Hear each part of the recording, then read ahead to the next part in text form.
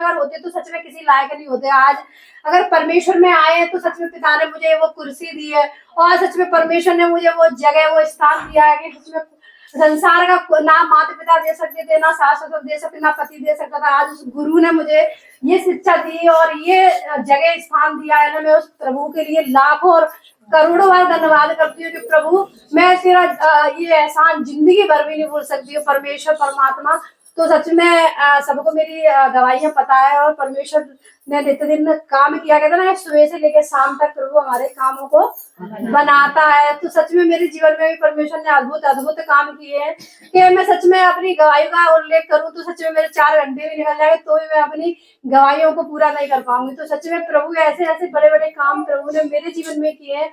तो जो भी माताएं बहनें यहाँ पर आई है, परमात्मा सच में उनके जीवन में भी परमात्मा बड़े बड़े नित्य दिन काम बनाए प्रभु, जिसकी भी झोलियां खाली है परमात्मा, आपके भवन में बेटा बेटी बैठे प्रभु जी, आप उनकी सच में झोलियां भर के भेजोगे। मुझे पूरा विश्वास है मेरे परम पिता परमात्मा नित्य दिन नए परमेश्वर ने टीचर दिए परमेश्वर, और नए नए भी निकाल के लाएगा परमेश्वर परमात्मा, नए नए बेटा बेटियों को बनाएगा अपने कामों के लिए। तो परमेश्वर मेरी भी अभी 8 दिन पहले की गवाही है मंडे की। तो मैं अभी घड़ी पे एक लड़का एक्सपायर हो गया, तो मैं ऐसे परमेश्वर फेरे के लिए आई थी। तो फेरे के लिए आई और परमात्मा में फेरा करके और अपने ससुराल चली गई। तो उसके बाद में थोड़ा काम था, उसके बाद में मेरे इतना सर में दर्द हुआ, इतना सर में दर्द कि ठीक ही ना हो, इतना सर में दर्द हो ठीक ना हो। और सास कह रही थी कि आज तुम यहीं रुक जाओ, सवेरे चली जाइयो। तो लेकिन सर में दर्द ना बंद हुई। तो जब है ना मैंने इनसे कहा तुम मुझे छोड़ आओ, मैं ग्वालियर चली जाऊंगी, तुम्हारे जाके ठीक हो जाऊंगी। तो वे माँ ने से रास्ता में गए, वैसे तो वे छुड़वे का है, लेकिन 11वें मेरे सर में बहुत तेज दर्द है रहा। तो बोला नहीं नहीं तबीयत खराब है तो हम छोड़ देंगे। तो जैसे ही घरे गए और मम्मी से चंगाई लगवाई, और चंगाई लगवाई के और हमें बिल्कुल सर को दर्द बिल्कुल ठीक है। और धन्यवाद प्रभु दिखाता है। ये चीज है कि अगर हम संसार के काम के लिए जा रहे हैं ना, तो है ना क्या बोलते हैं, कभी भी है ना हमारा काम नहीं बनेगा। पहली बार तो मैं जिस बस से आ रही थी तो रास्ते में बस यानी जाम लग गया, कोई लड़ाई वड़ाई हो गई मालनपुर पे। तो माँ 1 घंटा यानी रुके रहे, ठीक है। बाकी बाद में जब यहाँ आए तो ऐसे वो काम करके दूसरा काम है, ताकि बाद यानी जब गए तो सर में दर्द बंद नहीं हुआ। तो संसार के काम के कार्य आए तो सर में दर्द, कहीं कुछ परेशानियां खड़ी हो जाती है। लेकिन जब हम सत्संग के लिए आते हैं ना, तो हमारे लिए कोई परेशानियां नहीं होती है, ना कभी सर का दर्द होगा, ना कोई बीमारियां आएंगी, ना कोई बाधा आएगी। सुबह भी हम जब सत्संग के लिए निकले ना, घर से मात्र 9 बजे की टाइम पे निकले, और घर से ऑटो किया तो 10 रुपए वहां के दिए। और ऐसे ही रास्ते में मैं सोच रही थी पिता तू ले आने वाला तू है, और प्रभु ऐसे अच्छे से बैठ के जाऊं। और मैं जैसे ही पहुंची और ऐसे गाड़ी वाला आया, उसने बिठा लिया, और बढ़िया 1.25 घंटा में तो हम चौराहे आ गए। और परमेश्वर ने ऐसे हाथों हाथ, देखो 12 बजे से पहले मैं ना देवरियापुरा आ गई गाड़ी से। तो सच में परमेश्वर है ना का परमात्मा ऐसे अपने काम के लिए हाथों हाथ लेकर आ रहा है। तो सच में हमें महसूस होता है, कहते ना कि हम इतने धर्मी तो नहीं है कि प्रभु हमारे सामने खड़ा हो जाएगा। प्रभु हमें एहसास कराता है, महसूस कराता है कि मैं हूँ, मैं जिंदा परमेश्वर तेरे साथ हूँ, तू मुझे मेरा सिमरन तो कर, मैं तेरे कामों को करने के लिए तैयार हूँ। मैंने तुझे खड़ा किया है मेरे काम करने के लिए, ना कि संसार के काम करने के लिए। तो प्रभु का काम करोगे तो तुम्हें परमेश्वर सुबह लेके जाएगा और शाम को तुम्हें घर पर पहुंचा देगा। और तुम संसार के काम के लिए निकलोगे ना, तो परमेश्वर वहां पर ही ऐसे पछाड़ दे देता है। तो सच में नित्य दिन हमने देखा है प्रभु ने, जैसे कि बहुत सारे लोग हैं, बहुत सारे पुराने भी लोग हैं, नए भी है। तो कहते हैं ना कि हमारे पहले काम तो बहुत अच्छे बने थे और अब क्यों बिगड़ रहे हैं। तो परमेश्वर क्या कहता है, मेरा क्रोध तो क्षण भर का है, मेरा क्रोध तो क्षण भर का है, लेकिन मेरा आनंद जीवन भर का है। अगर मेरा क्रोध भी अगर तुम पर आया है ना, तो वो क्षण भर का ही है, क्योंकि तुमने जो गलतियां की है, जो परेशानियां, वो चीजें कर रहे हो ना, उस वजह से ही मेरा क्रोध फूटता है। और तुम गलतियां नहीं करते तो मेरा क्रोध नहीं बढ़ता। तो वो जो परेशानियां हमारे जीवन में आई हैं, वो क्षण भर की हैं, लेकिन उनका जो आनंद हमें प्रभु से प्राप्त होता है, वो जीवन भर के लिए है। तो परमात्मा का आनंद जीवन भर के लिए। शांत रहो, आवाज नहीं आए। तो धन्यवाद परमेश्वर। तो वही परमेश्वर आपको बताना चाहता है कि हे मेरे बेटा बेटियों, मैं जिसने मेरा अंगीकार किया है, मुझे स्वीकार किया है, मैं उनके साथ सदा सदा के लिए बना रहता हूँ। परमेश्वर कहता है ना कि बहुत सारे लोग, जैसे नए लोग, पुराने लोगों को सब कुछ पता है, हमें परमेश्वर की आज्ञाओं को मानना है, किस तरीके से चलना है, प्रार्थना करना है, भविष्यवाणियां करना है, अन्य भाषाएं करना है, और 10 मास का दान भी करना है। जो लोग मानते हैं तो उनका काम, जैसे अभी सोनू भैया ने जो बताया ना कि बोएंगे तभी काटेंगे। अगर तुमने खेत में बीज डाला ही नहीं है तो तुम क्या कुछ काट लोगे? नहीं काटोगे। तो पिता यही चीज आपको बताना चाहता है। धन्यवाद परमेश्वर। बस बैठ जाओ बहन जी, आवाज नहीं आए। जल्दी नमस्ते। तो वही चीज है कि जो बोएगा वही काटेगा। तो परमेश्वर वही बताना चाहता है कि बहुत सारे लोग हैं जो कि आज के टाइम पे हमारे यहाँ, हमें नए नए परमात्मा ने टीचर दिए। सोनू भैया है, रामचरण भैया है, मामा है, यानी पिता ने हमें नए नए टीचर उपलब्ध कराए हैं, और नए नए अलग अलग तरीके के, ना ऐसा नहीं है कि सब एक ही तरीके के। परमेश्वर ने हमें सब अलग अलग तरीके के दिए। जब मामा बोलते हैं तो वहां से अलग ना, ऐसे परमेश्वर का अलग वचन निकलता है ना, लगता है ना कि सच में स्वयं परमेश्वर है ना आ चुके हैं। तो वही चीज है, जैसे रामचरण भाई है, तो रामचरण भाई जब बोलते हैं तो हमें कैसा प्रकट होता है। आज अगर रोता भी होगा तो वो भी हंस जाएगा। तो परमेश्वर ने कहा है ना कि मैंने ऐसे को चुना है जो भीड़ में भी अगर खड़े हो जाएंगे तो वो हाथों हाथ, यानी उनके द्वारा हाथों हाथ उठाए जाएंगे। तो सच में हर किसी को परमेश्वर ने क्या कहा है कि जैसे जैसे काम मैंने किए है ना, परमेश्वर के वचन, आज परमेश्वर ने कहा है वचन ही परमेश्वर है और वचन ही देहधारी हुआ। यानी बोल कर, जो पृथ्वी को जब ये पृथ्वी जब बनी थी, सुनसान डली थी, इस पृथ्वी पर कुछ भी नहीं था, जब बोल कर बनाया गया, जैसे मुख से बोला गया। पिता कहता है ना कि वाणी में ही सब कुछ है, जो इस मुख से जो तुम बोलोगे वो तुम्हारे लिए हो जाएगा। तो जब इस धरती को बनाया गया था तो उसको बोलकर बनाया गया था। बोला पेड़ बन जाए तो पेड़ बन गए, बोले फल लग जाए तो फल लग गए। तो ऐसे ही परमात्मा ने नर और नारी को भी बनाया था। तो जब आदम और हब्बा का परमेश्वर ने जब बनाया था आदम को सबसे पहले, तो वाटिका बनाई थी, आदम की वाटिका को तैयार किया, और हमारे पैदा होने से पहले परमात्मा ने हमारे लिए सारी सुख सुविधाएं बनाई थी। हमारे लिए पेट भरने के लिए, पीने के लिए पानी, और खाने के लिए भोजन, सब कुछ हमारे लिए। यानी हमसे पहले परमेश्वर ने हमारे लिए गाय भैंस पशु, घर, अरे पानी, भोजन, सब कुछ हमारे लिए परमात्मा ने बनाया था। पिता ने क्या कहा, तू माँ के गर्भ में था उससे पहले से मैंने तुझे चुना है। परमेश्वर ने हमें माँ के गर्भ से पहले ही चुना। माँ के गर्भ में हम थे तभी पिता ने हमको चुन लिया था। और कहते हैं ना कि जब वाटिका को बनाया तो परमेश्वर ने कहा कि मैंने सब कुछ तैयार कर लिया और एक मनुष्य बनाया, आदम, मिट्टी का बनाया, और उसकी नथनों में, नाकों में सांस फूंक दी और वो मनुष्य खड़ा हो गया। उसका नाम रखा आदम। तो आज वो आदम बनाया, तो वो जब पूरे दिन रहा और प्रभु ने देखा, सुबह वो बना के चले गए और शाम को लौट के आए, प्रभु ने देखा कि आदम बेचारा अकेला घूम रहा है वाटिका में और इसके साथ के लिए कोई भी नहीं।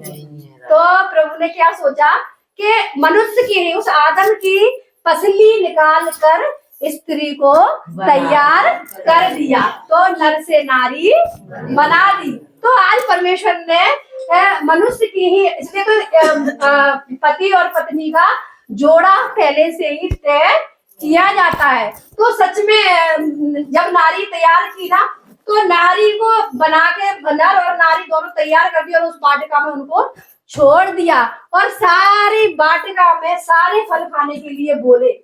लेकिन एक पेड़ के फल को खाने के लिए क्या कर दिया, मना कर दिया कि तू सारे वृक्ष के फल खाना, लेकिन एक वृक्ष का फल नहीं खाना। क्यों नहीं खाना? किस किसको पता है? और किसी को पता है? सब जिसको पता है वो हाथ ऊंचा करेंगे। बहुत कम लोग हैं जिसको पता है। ठीक है, तो इसीलिए कहा गया, तो वो फल था बुरे और भले का। परमेश्वर ने वो फल बनाया था भले और बुरे का। तो वो फल इसलिए बोला था कि अगर इस फल को खाओगे तो तुम्हें भले और बुरे का ज्ञान मिलेगा, और ज्ञान हो जाएगा तो तुम अपना तेरा करना लगोगे, और तुम्हें पता चल जाएगा कि ये मेरा पति है और मैं इसकी पत्नी हूँ। तो परमेश्वर ने मना किया, और वो सांप आया, जब भी बताया ना सोनू भैया ने कि वो सांप, जो सांप है वो दुष्ट का ही रूप है, और वो आया और उसने आकर लिपट गया और बोला कि हे अब्बा, तुम सब फल खाती हो लेकिन इस वृक्ष के फल को क्यों नहीं खाती? बोले मेरे गुरु ने, हम इसलिए नहीं खाते हैं कि हमारे पिता ने मना किया है इस फल को मत खाना। तो बोले तुम्हारे प्रभु ने इसलिए मना किया है, जैसे सोनू भैया ने आपसे कहा है कि तुम सत्संग तो आती हो लेकिन बात मत किया करो, बोला मत करो, तो तुम क्या कहोगी कि वो इसलिए नहीं बोले कि तुम ही बड़े बड़े हो, हम तो बड़े होंगे, है ना? तो वही चीज है, तो वही चीज है कि वो सांप कह रहा है कि तुम्हारा प्रभु इसलिए नहीं खाने दे रहा है, अगर तुम उस फल को खा दोगी तो प्रभु के बराबर हो जाओगी, परमात्मा के बराबर रह जाओगी अगर तुम फल खा लो तो उस नारी कहते ना, औरत तो कान की कच्ची होती है। उसने कहा कि ठीक है, तो फिर कहा है, वो गई और फल को तोड़कर लेकर आई और आधा काटा खुद ने खाया और अपने पति को खिला दिया। जैसे ही उसने फल को ग्रहण किया उसे तुरंत पता चल गया कि मैं निवस्त्र हूँ, नग्न हूँ, कोई कपड़े नहीं पहने। यानी जब फल नहीं खाया था उससे पहले उसको कुछ नहीं पता था कि मैंने कपड़े पहने हैं कि नहीं पहने, लेकिन आज जब उसने वो फल खाया तो उसे पता चला कि मैं एक निवस्त्र हूँ। तो वो गई और तुरंत है ना ऐसे पेड़ के पीछे छुप गई और अंजीर के पत्ते तोड़ के और ऐसे लपेट लिए। तो जब शाम हुई और प्रभु का टाइम हुआ वाटिका में आने का, तो वो वाटिका में आई और आए और उन्होंने देखा कि ना तो आदम दिखाई दे रहा, ना हव्वा दिखाई दे रही, कहाँ चले गए वो दोनों। तो उन्होंने आवाज दी, हे आदम, हे आदम। तो वो पेड़ के पीछे से बोल रहा कि हे प्रभु, मैं अंजीर के पेड़ के पीछे खड़ा हूँ, मैं निवस्त्र हूँ, मैंने कपड़े नहीं पहने हैं, मेरा बदन नहीं ढका है। तो जैसे उसने बोला और प्रभु को क्रोध आया कि मैंने बोला था कि मेरा इस फल को मत खाना और तो भी तुमने उस फल को खाया। तो ये चीज हमारे ऊपर भी लागू होती है। हमारे टीचर हमें बहुत कुछ समझाते हैं लेकिन हम उन बातों को ग्रहण नहीं करते, क्योंकि बल ने कहा ठीक है से काम कर रहे हैं हम करेंगे, लेकिन उन्होंने बताया कि बेटा ये आज्ञा है, लो ये काम करो, 3 टाइम की प्रार्थनाएं करो, 3 टाइम की प्रार्थनाएं करो, परमेश्वर को समय दो, घर के कामों को समय दो, झूठ मत बोलो, छल मत करो, कपट मत करो, हत्या मत करो, बैर मत करो। परमेश्वर ने हमें बहुत सारी आज्ञाएं दी हैं लेकिन हमने बहुत सारी आज्ञाओं को नहीं ग्रहण किया। तो परमेश्वर ये भी आज्ञाएं देता है जो कि अभी भैया ने भी बताई थी, ये आज्ञा भी परमेश्वर ने दी है, अगर हम उसको नहीं बोएंगे तो हम कभी काटेंगे नहीं। तो परमेश्वर ने इतनी सारी आज्ञाएं दी तो उन्होंने नहीं ग्रहण करी, तो परमेश्वर को क्रोध आया। प्रभु ने कहा कि प्रभु का क्रोध क्षण भर का, क्रोध आ गया तुरंत की तुरंत और श्राप दे दिया, नारी को श्राप दे दिया कि तू जब बच्चा जनेगी ना तो तेरे ना इतनी पीड़ा होगी, असहन यानी सहन ना करने वाली पीड़ा होगी, और बच्चा जनेगी तो तेरे पास तेरा खुद का पति भी तेरे साथ नहीं खड़ा होगा। तो सच्ची बात, जब औरत बच्चे को जन्म देती है तो उसका पति उसके साथ नहीं होता है। तो सही बात है, परमेश्वर ने जो दिया है कहा है वो आज हमारे साथ पूरा हो रहा है। और उस पुरुष को, आदम को दिया कि तू दिन भर कमाई करेगा, पूरे दिन काम में लगा करेगा, तेरा मूड का पसीना तरमा में आके लगेगा, लेकिन तुझे ना ऐसे जिंदगी भर तुझे कमाई में ही लगे लगे हो जाएगा, तब जाके तुझे दिन भर की रोटी खाने के लिए मिलेगी। तो आज पुरुष बेचारा सुबह से लेके शाम तक लगा ही रहता है ना। तो स्त्री तो अपने घर के कामों को देखती है, लेकिन पुरुष तो अपने बाहर के कामों को कमा कमा के लाता है और जब अपने बच्चों को खिलाता है। तो जब वो सांप था, उस सांप को भी श्राप दिया कि तू पेट के बल रिंगाएगा, यानी पेट के बल चलेगा और तू माटी खाएगा और मनुष्य का और तेरा ऐसे बैर रहेगा। जब भी मनुष्य तुझे देखेगा और तुझे मार डालेगा। तो धन्यवाद है परमेश्वर के लिए। तो परमेश्वर ये तो वही चीज है, परमेश्वर यही चीज हमें बताना चाहता है, लेकिन हम उन चीजों को ग्रहण नहीं करते हैं। तो यहाँ पिता क्या कह रहा है?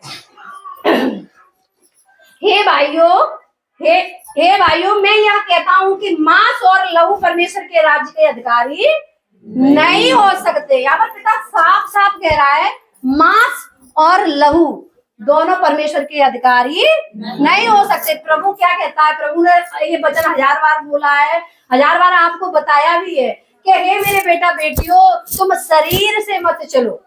शरीर से चलोगे तो तुम कभी भी परमेश्वर के नहीं हो सकते हो, क्योंकि जो आत्मा से चलेगा वही परमेश्वर के हो जाते हैं। आत्मा के चलाए चलो, बहुत अच्छा, कितना बढ़िया वचन आ रहा है। धन्यवाद परमेश्वर। तो यहाँ पर पिता क्या कहता है कि आत्मा के चलाए चलोगे तो परमेश्वर को ग्रहण कर लोगे। अगर शरीर को लेकर चलोगे तो कभी भी ग्रहण नहीं है। शरीर तो बहुत कुछ मांगता है।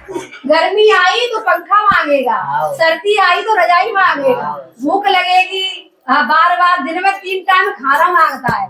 और आत्मा एक ऐसी चीज है जो सिर्फ परमेश्वर का भजन मांगती है, प्रभु से मिलना। उसने वचन से पेट भरती है, वचन से पीती है। कहते हैं ना कि जीवन का जल मैं हूँ और जीवन का पानी मैं हूँ। तो जो मेरे पास आएगा उसको मैं जीवन भर के लिए पिला दूंगा। तो यहाँ पर परमेश्वर क्या कह रहा है? अपने आप को परखो। यहाँ पर पिता कह रहा है हम लोगों के लिए, जो पुराने लोग हैं उनके लिए, अपने आप को परखो। अपने आप को परखो कि मैं विश्वास में हूं या नहीं। अपने आप को जांचो, क्या तुमने अपने विषय में या नहीं जानते हो कि यीशु प्रभु तुम में है या नहीं, या तुम निकम्मे हो। परमेश्वर का वचन वही बात लेकर आ रहा है, हेर फेर के वही बात लेकर आया है कि तुम नहीं जानते हो, तुम अपने आप को परखो। तुम्हें पता है ऐसा गुरु हमको मिला है, उत्तम से उत्तम सर्वश्रेष्ठ शिक्षाएं हमें मिली है। ऐसा नहीं है जो पुराने लोग हैं उनको इतनी अच्छी शिक्षाएं मिली है ना, अगर वो चाहते ना तो आज पता नहीं ना जाने कितने गांव को खड़ा कर देते। इतनी शिक्षाएं दी गई हैं, लेकिन परमेश्वर ने कहा ना कि तुम निकम्मे हो। तुम निकम्मे हो तभी अपने परमेश्वर को नहीं जांच पाए हो। जब मैं इतने बड़े बड़े काम कर सकता हूँ, मैंने मुर्दे जलाए, मैंने तुम्हें वो आज्ञाएं दी है कि तुम भी मुर्दों को जला सकते हो। लेकिन हम तो बस सत्संग आए और सत्संग से चंगाई पाई और अपने घर चले गए, लेकिन आगे चलकर कुछ भी नहीं देखा कि हमें क्या करना है, आगे बढ़ना है या नहीं बढ़ना है। तो परमेश्वर यहाँ पर हमें साफ साफ कह रहा है, पर मेरी आशा है कि तुम जान लोगे कि हम निकम्मे हैं। पर मैं परमेश्वर साफ साफ कह रहा है कि मेरी आशा है तुम खुद महसूस करो कि मैं सच में निकम्मा हूँ कि नहीं हूँ, मैं सच में काम नहीं करना चाहता हूँ परमेश्वर का। तो प्रभु हमें वो बताना चाहता है कि तुम स्वीकार करो मुझसे गलती हुई है और मैं प्रभु का माफी मांगता हूँ, है ना। परमेश्वर क्या कहता है? और हम अपने परमेश्वर से प्रार्थना करते हैं कि तुम कोई बुराई ना करो, इसलिए नहीं कि तुम हम खरे देख सके, पर इसलिए कि तुम भलाई करो, चाहे हम निकम्मे ठहराए जाए। परमेश्वर यहाँ पर क्या कहता है कि तुम ये मत खरे, इतने खरे मत बनो। जैसे हमें किसी के बीच में अगर हम बैठे हैं और इतने भी खरे मत बनो कि तुम्हें लोग ये कहे कि वो तो खरा है, कहीं पे भी कोई बात हो रही है, अरे नहीं खरे हैं तो हाल बोल देता। नहीं, परमेश्वर क्या कहता है कि हर परमेश्वर ने तुम्हें नर्म दीन बनाया है, तो तुम उसके हिसाब से चलो। तुम वो मत दिखाओ, भले लोग तुमसे कहेंगे वो निकम्मे हैं, हाँ हम निकम्मे हैं, लेकिन परमेश्वर का काम कर रहे हैं। तो यहाँ पर पिता क्या कह रहा है, क्योंकि हम सत्य के विरोध में कुछ नहीं कर सकते, पर सत्य के लिए कर सकते हैं। यहाँ पर परमेश्वर कहता है कि असत्य के विरोध में हम कुछ नहीं करते। बहुत सारे लोग परमेश्वर के सत्संग में चले थे, बहुत सारे लोग बैठे भी हैं और बहुत सारे लोग चल रहे भी हैं। तो पिता क्या कह रहा है, कोई हमारा विरोध करता है तो हम उसके लिए कुछ भी नहीं कहेंगे। पिता क्या कहता है, तुम अगर असत्य के बीच में, असत्य के लिए अगर कुछ कहोगे तो परमेश्वर पिता ने क्या कहा, तू कुछ मत बोल, मैं बोलने वाला खड़ा हूँ। पिता कहता है ना, तू जवाब मत दे, मैं जवाब देने के लिए खड़ा हूँ। तो तू सत्य के लिए मत लड़, मैं लड़ूंगा तेरे लिए, तू तो सिर्फ मेरा काम कर। परमेश्वर वचन बीच में से खड़ा हो रहा है ना। धन्यवाद है मेरे परम पिता परमेश्वर प्रभु जी, सच्चे ईश्वर तेरा धन्यवाद। तो प्रभु नित्य दिन ऐसे बड़े बड़े कामों को प्रभु ने बनाया, और परमेश्वर ने, हमने इतनी बड़ी बड़ी जो गवाहियां आज तक परमेश्वर ने जो दी है ना हमारे लिए, सच में अद्भुत से अद्भुत गवाहियां आई है। आज कहते हैं ना परमेश्वर, लोग कहते हैं कि हम जैसे आज से पहले, जो मैं अपनी बता रही हूँ कि मैं आज से पहले बहुत परमेश्वर की, जब परमेश्वर में नहीं थी तो बहुत विश्वास करती थी भगवान पे, बहुत पूजाएं करी है, बहुत व्रत किए, ऐसा नहीं है गुरुवार शुक्रवार सोमवार एकादशी पूनो सब व्रत किए, ऐसा नहीं है कि ये व्रत नहीं किया मैंने। और लास्ट में है ना, जैसे माता पिता के राज्य में तो खूब अच्छी थी, ना कभी रोकती ना कोई टोकती, आज तक ना कभी बुरा काम किया। सच में प्रभु के भवन में बैठी पिता, मैं भी ये सोचती थी कि मैंने आज तक कभी कोई गलत काम नहीं किए, लेकिन फिर भी मेरे जीवन में ऐसी परिस्थितियां आई, तो सच में ऐसी परिस्थिति आई तो वो एक दुख लगता था ना, कि जब मैंने इतनी सेवाएं की है भगवान की, इतना मैंने कभी बिगर नहाए खाना नहीं खाया, बिगर नहाए कभी ऐसे कहते ना कि कहीं जाते तो बिगर नहाए कभी नहीं गए, आज तक बिगर पूजा करे कुछ नहीं किया। लेकिन फिर भी लास्ट में परमेश्वर ने ये देखा कि है ना परिस्थितियां इतनी बिगड़ती गई, इतनी दिन बिगड़ती गई ना, कि है ना सच में प्रभु से ऐसे भगवान से ऐसे पूरा भरोसा ऐसे हट गया। लेकिन जब ये वचन मिला ना, तो सच में झूठ नहीं मैं बोलूंगी, आज भी मैं मेरे घर पे सारी मूर्तियां मिलेंगी तुम्हें, कृष्ण जी की, शंकर जी की, माता की, सबकी मिलेंगी। मुझे बहुत शौक था पूजा करने का, सारी मूर्तियां जाते थे बहुत खरीद के लाते थे, और बढ़िया परमात्मा के मंदिर। जब हमारे पति जेल में गए ना, तो मैंने सब पूजा पाठ बंद कर दिए थे, कभी घर पे दिया भी नहीं जलाती और ना मैंने जलाया, क्योंकि मुझे पता था परमेश्वर कहता है कि श्रापित है वो मूर्तियां जिनकी हम पूजा करते हैं, क्योंकि सच में है वो श्रापित।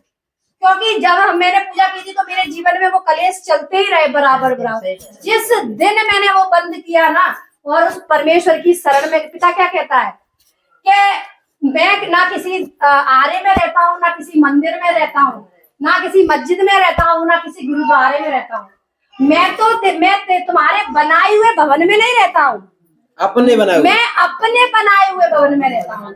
जो ये मूर्तियां बैठी हुई है ना, इनमें मैं प्रवेश करता हूँ, धन्यवाद इनके अंदर मैं विराजमान। तो कहना है कि इन मूर्तियों से प्रेम करो, इनको अंदर से मांगो, इनको साफ रखो।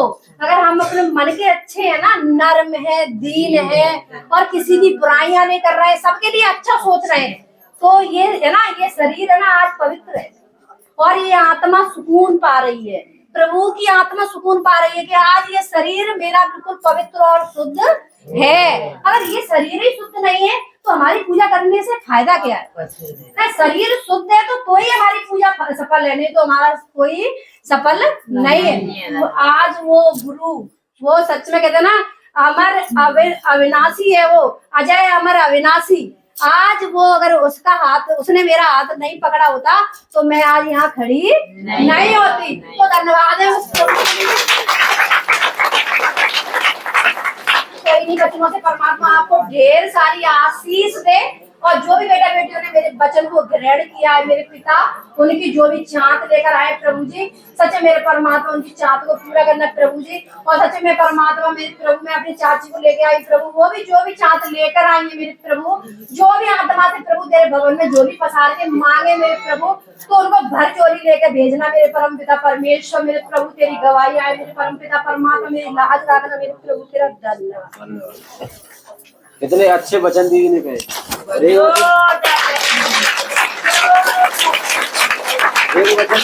एक वचन दीदी वास्तव में मेरे अंदर समा गया। कैसे? दीदी ने बोला था कि परमेश्वर ने सब कुछ वचन के द्वारा बनाया है, और परमेश्वर कहता है कि जीव मैंने तेरे मुंह में दी, इसको कोई काम में लाना जानता होगा उसका फल भोगेगा। अब वचन मेरे सामने रखो है। परमेश्वर कहता है मन की युक्ति मनुष्य की ओर से, लेकिन मुंह से बोलना उसे यहोवा परमेश्वर की ओर से होता है। वचन मेरे सामने रखा है, बस ऐसे देखता रहूं क्या कुछ होगा? नहीं होगा। लेकिन जब मैं इसको पढ़ूंगा वही वचन मेरे जीवन में काम करेगा। वचन को वास्तव में अपन पर नहीं पढ़ रहा है, कोई बात नहीं, अगवा बोला उसको तो कम से कम ध्यान में रखो। और जब जब अपन वचन अगवे के वचन को अपन अंदर समा जाएंगे, आ जाएंगे। परमेश्वर ने यहोशू से कही, हे यहोशू, व्यवस्था की ये पुस्तक तेरे चित्त से कभी उतरने ना पाए। अपने पढ़ो ना, तो जो अगवा बोला वो तो अपने अंदर बातें डली रहे, सुनो। कितनी अच्छी शिक्षा दी दीदी ने। अगर इस तरीके की शिक्षा वास्तव में ऐसा लग रहा है कि हाँ परमेश्वर यार, हाँ इन चीजों को बस अपने अंदर रख के तू जान दो मेरे